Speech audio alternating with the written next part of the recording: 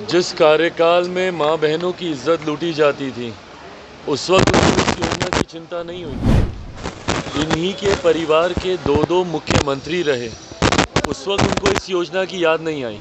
ये उसी पार्टी के नेता हैं जिस पार्टी ने माँ बहनों को गाली देने का काम किया। नमस्कार, फर्स्ट ईयर झारखंड देख रहे हैं आप। मैं हूं आपके साथ सदन सिंह। नेता प्रतिपक्ष के द्वारा चुनाव से पहले कई वादे किए जा रहे हैं, जिसको लेकर लोक जनशक्ति पार्टी रामविलास के और वर्तमान में केंद्रीय मंत्री चिराग पासवान ने साफ तौर पर कहा है कि जब इनके कार्यकाल थे, यानी लालू प्रसाद यादव और राबड़ी देवी का जब शासन था, तो उस समय ये योजना क्यों नहीं लागू किए। इनके शासनकाल में माँ बहनों की इज्जत लूटी जाती थी। लाख प्रयास कर ले, इनकी अब कोई गुंजाइश आने की नहीं है। अगर 2020 की बात करें तो उस टाइम हम लोग अलग थे और अलग अलग चुनाव लड़े थे, लेकिन अब एनडीए एकजुट है और एकजुटता के साथ चुनाव लड़ेगी और 2.5 आंकड़ा जो है वो पार नहीं कर पाएंगे ये लोग। क्या कुछ कहते नजर आ रहे हैं चिराग पासवान? पहले आप उनकी पूरे बयानों को सुनिए। ऐलान किया है कि अगर हमारी सरकार बनती है तो माँ महिलाओं को योजना लाएंगे। तो इससे पहले जब इनकी सरकार थी, जिस कार्यकाल में माँ बहनों की इज्जत लूटी जाती थी, उस वक्त उनको इस योजना की चिंता नहीं हुई। इन्हीं के परिवार के दो मुख्यमंत्री रहे, उस वक्त उनको इस योजना की याद नहीं आई।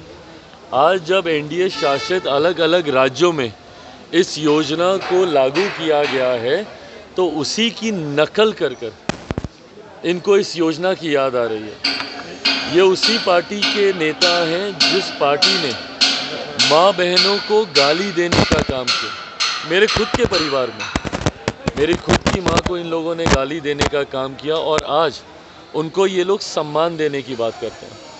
हकीकत है, लाख प्रयास अब ये कर लें, बिहार की जनता का विश्वास ये लोग पूरी तरीके से खो चुके हैं। और अगर इनको आज भी अगर इस बात के ऊपर किसी भी तरीके का भ्रम है कि पिछली बार इनको इतनी बड़ी पार्टी का जनादेश बनने का मिल गया, तो उसका कारण सिर्फ इतना था कि आज जिस भूमिका में, जिस एकजुटता के साथ एनडीए गठबंधन है, पिछली बार नहीं था, जिसका लाभ इनको मिला। इनको अध्ययन करना चाहिए और आंकड़े निकाल के देखें। जो सीटें ये लोग जीते हैं वो इसीलिए जीते हैं क्योंकि उस वक्त एनडीए एक नहीं था और हम लोग 2 अलग अलग तरीके से हम लोग चुनाव लड़ रहे थे, जिनका इनको लाभ मिला। अगर उस वक्त भी आज की एकजुटता के साथ अगर हम लोग चुनाव लड़ते, जो एकजुटता आज है एनडीए के 5 घटक दलों के बीच, उस वक्त भी अगर हम लोग लड़ते, तो ये लोग 2.5 का आंकड़ा भी पार करना इन लोगों के लिए मुश्किल होता। 10-11 सीटें भी जीतना इन लोगों के लिए मुश्किल होता। और हम लोगों का गठबंधन आज की तारीख में कितना मजबूत है, ये 100% स्ट्राइक रेट जो उपचुनाव में हुआ है उसी से पता चलता है। ऐसी सीटें जिस पे ये लोग अपना आधिपत्य मानते थे, बेलागंज जैसी सीट, वो सीट हार गए। तरारी ये लोग हार जाते हैं। तो ये अपने में एक आई ओपनर है, ये अपने में एक रिफ्लेक्शन है कि 2025 विधानसभा के चुनाव में बिहार में क्या परिणाम आने वाले हैं। ये लोग अब लाख प्रयास कर लें, 2025 में 225 से ज़्यादा सीटें बिहार में सरकार बनाने जा रही है। इसमें अब कहीं कोई संदेह नहीं। गृह मंत्री ने कहा है कि राहुल गांधी जी का प्रेरणा स्रोत विदेश जाते हैं और एक मुद्दा लेकर आते हैं। नहीं, तो बिल्कुल सही बात है। विदेशी मंच पर जितने सहज राहुल जी दिखते हैं,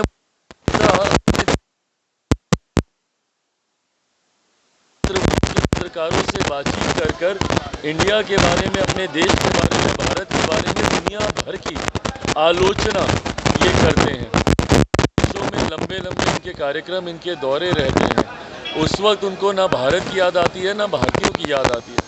तो कल जो गृह मंत्री जी ने जो कहा है, उन्होंने पूरी सत्यता को सामने रखा है और सरोस वाले मामले में साबित ही हो गया है कि कैसे विदेशों के माध्यम से ये लोग अपनी भावनाओं को, उनकी देश में रखने का काम करते हैं। कहीं ना कहीं विदेश के लोग इनको चलाने का काम करते हैं। ये लोग बताएं ना, मेरिट पे अगर बात करनी है तो बात करें मेरिट पे।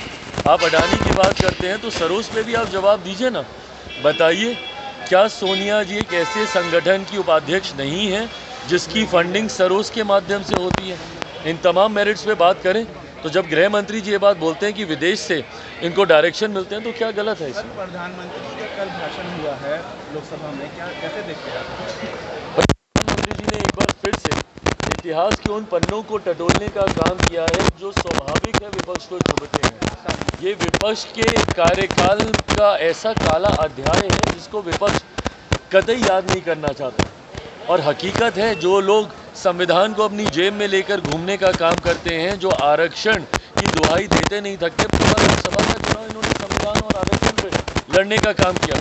बताएं, क्या सन 75 में आपातकाल लगाकर इंदिरा गांधी जी के द्वारा संविधान की हत्या नहीं की गई थी? जो लोग आरक्षण की बात करते हैं, बताएं देश के प्रथम प्रधानमंत्री नेहरू जी ने क्या अलग अलग राज्यों के मुख्यमंत्री को पत्र लिखकर आरक्षण के खिलाफ अपने विचारों को नहीं रखा था?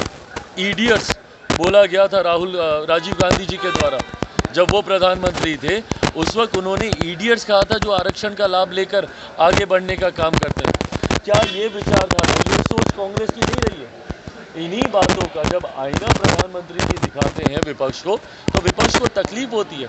पर कांग्रेस को ज़रूरत है अपने इतिहास को टटोलने की। और इतिहास में इनके द्वारा क्या ऐसी गलतियां हुई कि 150 साल पुरानी पार्टी आज 150 सीटें हमारे देश में नहीं जीत पा रही है? ये अध्ययन, ये मंथन इनको करने की ज़रूरत है। तो आपने सीधे तौर पर चिराग पासवान के पूरे बयानों को सुना। उन्होंने साफ तौर पर कहा कि लाख प्रयास कर ले, जनता के विश्वास खो चुके हैं ये लोग। इनके 2 बार शासन, 2 बार मुख्यमंत्री इनके घर से मुख्यमंत्री थे, उस समय ये योजना क्यों नहीं लाए? ये एनडीए की जो अन्य प्रदेशों में सरकार है, वहाँ पे जिस तरीके से ये योजना लागू किए गए, उसी की ये नकल है, यहाँ तक कहते नज़र आ रहे हैं। और इन्होंने साफ तौर पर कहा कि आगे जो 2025 का जो चुनाव होगा, हम लोग एकजुट होकर चुनाव लड़ेंगे और 2.5 का जो आंकड़ा है वो भी पार नहीं कर पाएंगे। पूर्व की तरह ये स्थिति हो जाएगी। इनकी तमाम बातें कहते नजर आ रहे थे। तेजस्वी यादव के ऊपर जोरदार तरीके से उन्होंने प्रहार किया। बहरहाल इस खबर में इतना ही। आगे की अपडेट के लिए बने रहिए फर्स्ट बार झारखंड पर। मैं सिंह पटना। गोल, जहां 27 वर्षों के सफर में 17,000 से भी अधिक छात्रों ने डॉक्टर एवं इंजीनियर बनकर भरे सफलता की ऊंची उड़ान। जहां साधारण छात्र भी झारखंड टॉपर्स बनकर बना रहे इतिहास। दूरदर्शी शिक्षाविद श्री विपिन सिंह के मार्गदर्शन में मेडिकल एवं इंजीनियरिंग के लाखों छात्रों के लिए आशा की किरण के रूप में गोल Nations leading institute. Bharatiya Janata party का सदस्य बनने के लिए 8800002024 पर मिस्ड कॉल करें। निवेदक भारतीय जनता पार्टी बिहार।